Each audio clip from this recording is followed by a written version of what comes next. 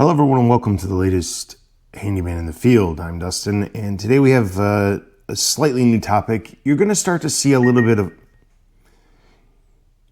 crossover between some of my previous videos and some of the topics, just because there is some sort of natural crossover when it comes to some of the specific things that we discuss.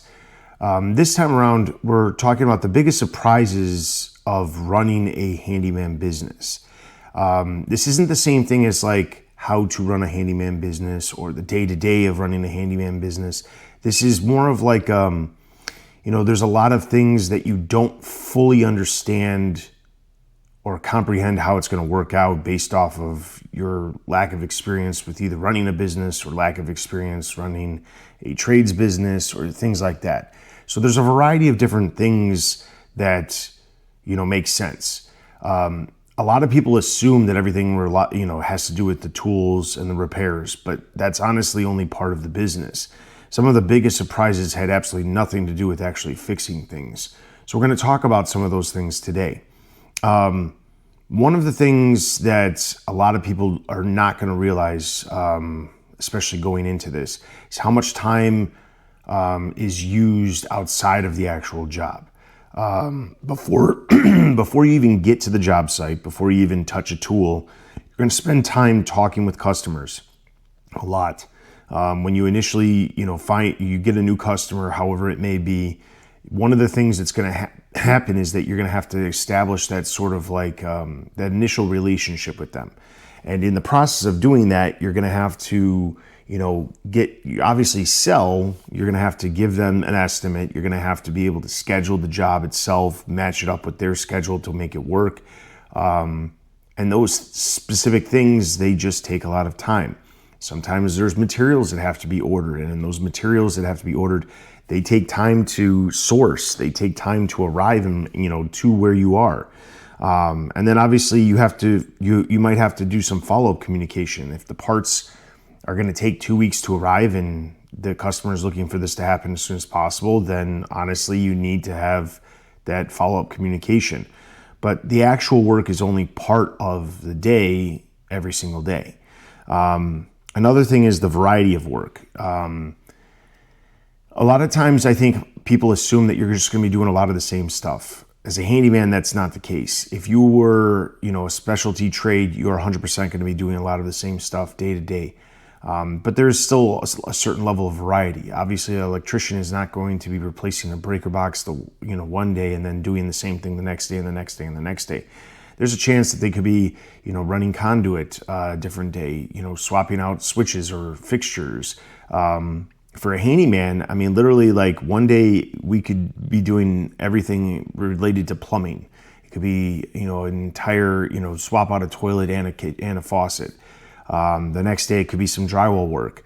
The day after that it could be some electrical, swapping out some outlets or light fixtures. And then it could be a punch list. It could be, a small list. It could be small jobs, big jobs. I mean, like literally like every day is constantly changing gears. If you pay attention to my other video series, This Week in the Field, I run down all the jobs that we do on a weekly basis. It changes a lot day to day. I mean, there's a reason why it would be super helpful to have a truck that was fully loaded with all of the tools, so that way I don't have to take things in and out. At the same time, every day I'm having to swap out a certain level of tools that are job specific. So that's something that, you just have to deal with. Another thing is that small jobs matter more than you probably expect. I think the majority of people look at this when they start, and I've talked about this before, but I want to dive a little bit more into this. A lot of people assume when you start, a big job is great because you're on site. You're on site, less gas involved. There could be less materials involved because it's just one group of materials rather than multiple groups of materials. But to be honest, bigger jobs aren't necessarily the thing that keeps your schedule busy. Bigger jobs are not what lands you new clients. Bigger jobs are not necessarily jobs that are going to land you repeat customers. The smaller jobs really do matter more than I think a lot of people give them credit for. They fill your schedule. If you have a slightly larger job, but it's not going to fill the whole day, you could fit it, could fit in a small job and then just add that to your total for the day. The biggest thing is that small jobs, and I've said this before, I really like doing small jobs. It's just the thing that I don't like is having to go from place to place to place to place. So in an ideal world, the best thing that I enjoy is the punch list, because you're at the same location. It is not really a bigger job. It's just a full day job, and you are doing a variety of different things. So, you're not getting sick of looking at the same thing over and over again. The next thing would be customer relationships matter way more than the repairs. And I say this because there's a couple of different things. I mentioned this earlier, trust is very important. You have to build that trust with customers. You have to have a certain level of people skills in order to deal with customers. Some customers can be, very particular. Some customers can be very needy, I guess is the best way to put it, in the sense of like they're really looking for someone to like solve the problem and then not have to be involved at all. And there's other customers who they want to be involved in the decisions of, certain materials and things like that. Some people are just like, well, I want this general item. Please tell me the best item, or get the best item without, breaking the bank. And in those situations, those are, convenient. But again, you have to have that certain level of trust that it has to be established. Communication is key, more than anything else. And then obviously repeat customers are extremely valuable. People are not just hiring a repair. They're hiring you or your business to do the work. And when they do that, they're looking specifically for someone that they can rely on. But specifically, if you don't build that relationship with the customer, it's not going to matter, because you're not going to necessarily get more business from them in the future. They're not necessarily going to refer you. They're not going to leave you a review. You have to spend time finessing the relationship with the customer, more than just doing a repair. And I can tell you from my own personal opinion, if there's something that happens with a repair, or there's something that goes unexpected, you open something up and you reveal something, the customer isn't necessarily going to be upset with you because of something unexpected. But if you had already communicated to them that there could be issues that could come up, there could be problems that could arise from this repair, there could be unexpected things, you've already told them this. So they are already under the assumption that something like that could have happened. That just helps build trust. If you do a repair and it turns out badly, or something is outside of your control, you stain a deck with a stain that the customer specifically asks for, and it's not fresh wood, and they didn't want to spend the money to sand it, they're going to be more understanding when if the paint peels and you come back and say, yeah, I'll help you make it right, but just so this has to do with these things that you really need to do.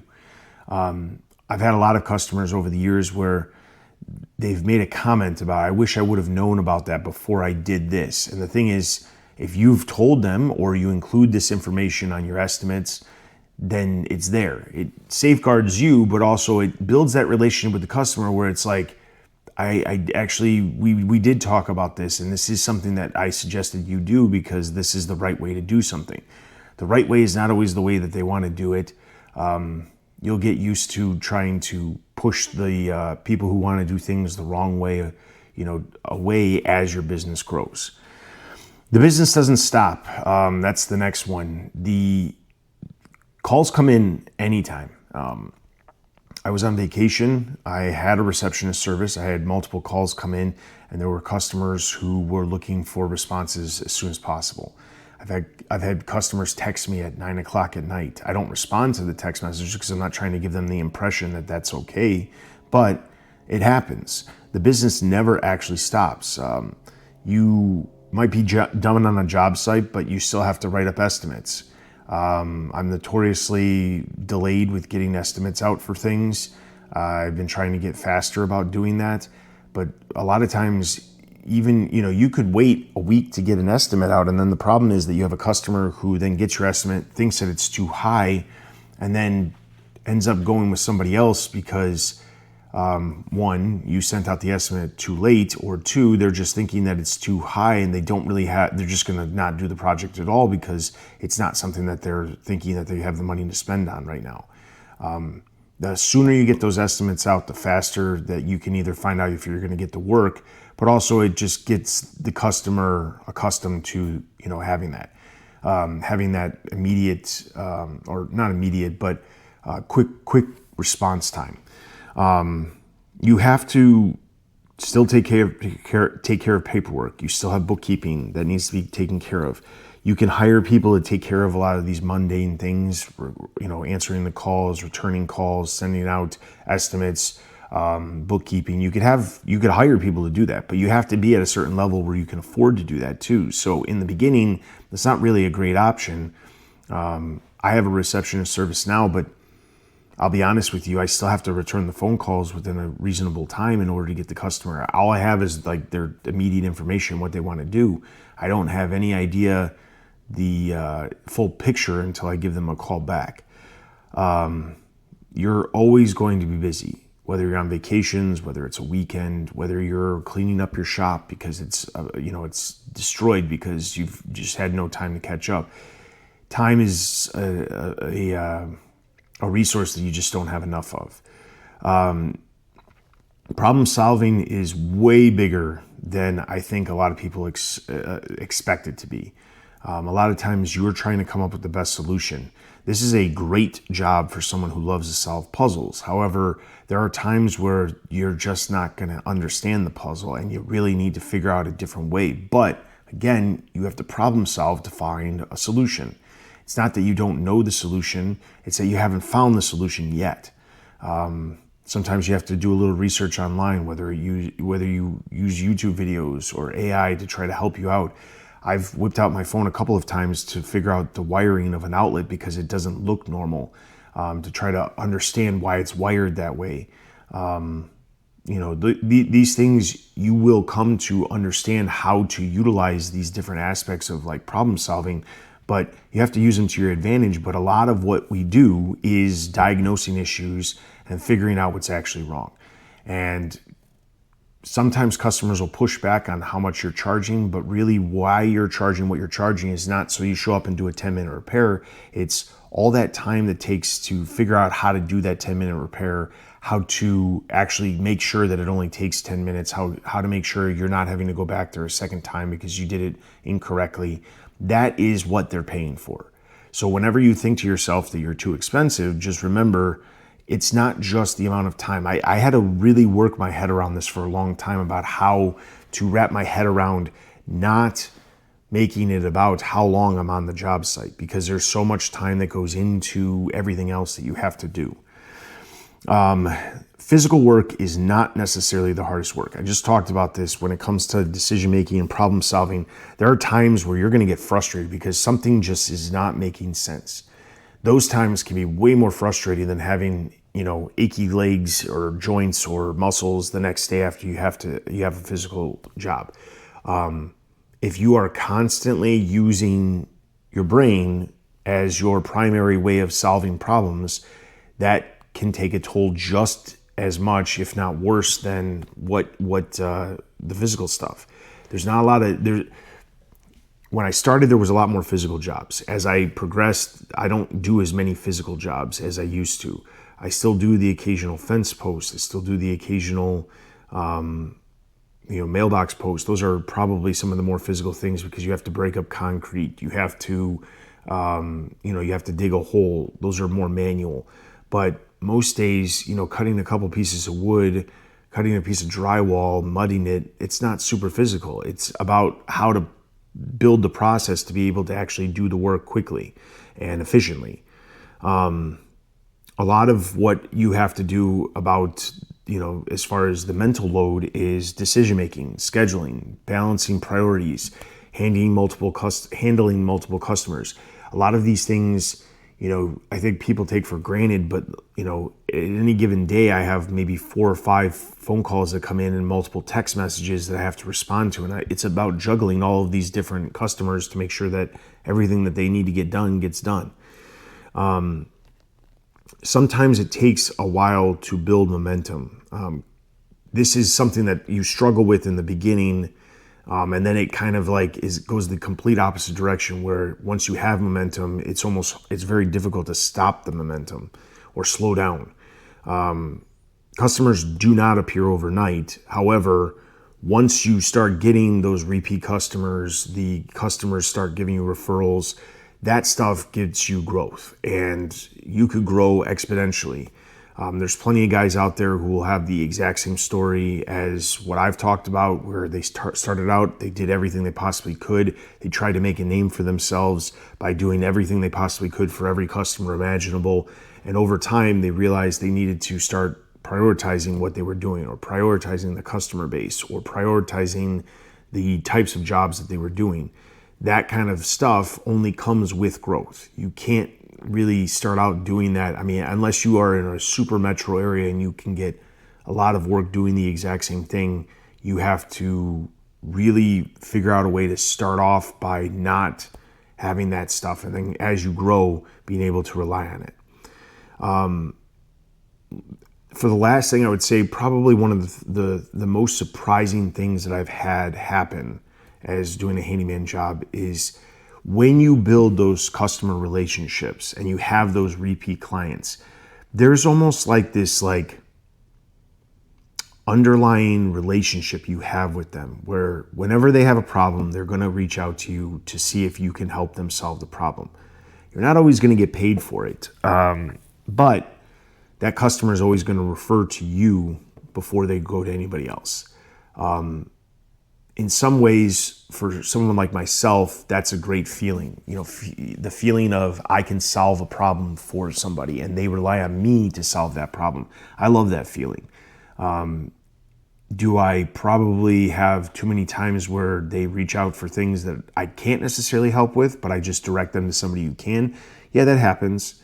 But the reality is that having that relationship with the customer, or having them, just think about things outside. I have a set of customers. It's they're an older couple, not retired yet, but they're close to retirement. They have a nice house. I've been out to their house multiple times to do a variety of projects. They ask about my family. How's the kids doing? They'll remember things that I've told them in the past. I'm not there all the time. I'm there maybe like once every 3 or 4 months, to be honest. But they remember things that I've told them about, questions that they've asked. They remember that my kids play football. They ask how my wife's doing, things like that. Now I try not to get too personal. I try to give generalized answers. But, when you start building those relationships with customers, you start to feel like you matter to them. And when something doesn't work out, that's the situations that they're going to be very, very understanding, because they have so much trust in you that they're not going to think that you're trying to pull a fast one on them or do something incorrectly, make excuses. They know that you're genuine with what you're saying because you've built that relationship with them. Those relationships matter. And honestly, as they rely on you, sometimes you'll get jobs that you wouldn't typically do, but you'll do it because it's something for them and they don't have an issue paying you what you typically charge. Another customer I've had recently, I did a bunch of different repairs over the last couple of years for him.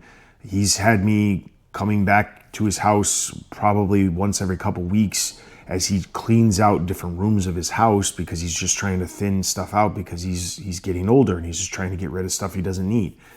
I don't typically do junk removal. I've done it multiple times, but that's not something that I do normally. But he would rather have me come out and help him go through the stuff because he has that relationship with me than to have, 1-800-JUNK-IT come out and, take care of the work. Because could it be more efficient or potentially cheaper? Sure. He doesn't want that. He wants somebody who he trusts to help him go through the stuff and to take it away where it needs to be taken away to.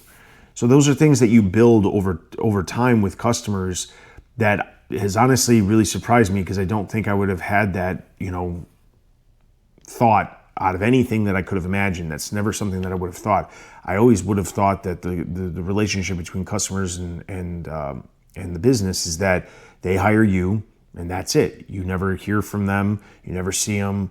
You never, like if I had a customer see me out in the wild and they walked up to me and they would say hello. They wouldn't ignore me. I've had that happen a couple of times. I'd be at Home Depot and they'll see me and they'll say, "Hey, how's it going?" And then it'll prompt them to remember, "Hey, I've got to have you come out and take care of something." So in closing, running the handyman business ended up being a lot different than I expected, but a lot of those surprises have turned out into some of the most important parts of the business. So you might think to yourself as you're starting to not focus on this, be the absolute craftsman that you can, the best craftsman you can be the most perfect repair person you can be. And you can certainly do that. But there is way more to running the business than just the repairs. Remember that. The biggest surprises that I've ever had as far as running this business have nothing or very little to do with being on the actual job site. So just remember that there's a lot more to it. If you want to be a amazing craftsman and you don't want to do the business side, you don't want to have this, build these relationships with customers, then you probably shouldn't be running a business. You should probably find some place that is hiring somebody that to do exactly what you do and then can pay you exactly what you want to get paid, because you're not meant to run the business. But if you're looking to have, challenges, build relationships with customers, realize that problem solving is keen to everything that we do, then running a handyman business is for you. So hopefully you guys found that helpful. If you're interested, like I said, take a look at the video series that we release on Wednesdays, talking about the jobs that we do week to week, or day to day specifically, and then a breakdown of actual pricing based off of my market and what I charge. In addition to that, I talk about all the other kind of inner workings of how to run the business as well, what happens on a weekly basis as far as meetings, conference calls, hiring, things like that. Those are all things that I discuss as well. That releases on Mondays on This Week in the Field, and that also is a playlist you can listen to as a podcast. If you don't necessarily need to see my face and see the pictures that I'm showing, you can listen to that as a podcast form as well.